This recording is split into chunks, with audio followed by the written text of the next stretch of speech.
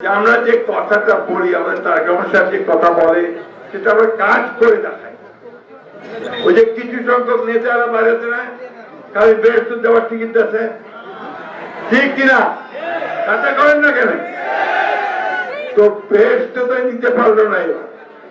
আমরা আমাদের কাজ দিয়ে ইনশাল্লাহ আমরা বেরস্ত যাবো। আমাদের কাজ দিয়ে ইবাদত করে আমরা ইনশাল্লাহ বেরস্ত যাওয়ার ব্যবস্থা করবো।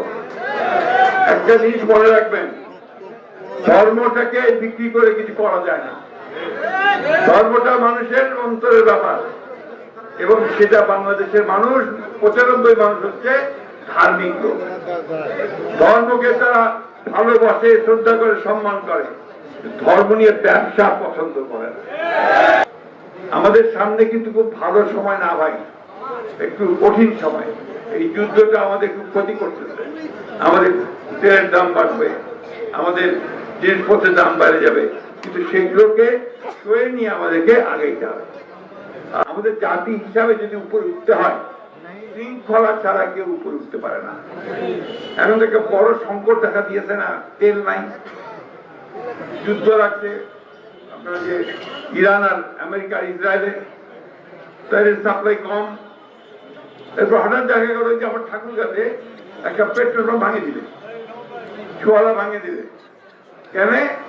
যে মাছকে কি করছে দিবা চায় না নাকি? তো ভাই তুমি পাম্পটা ভাঙলা কেন?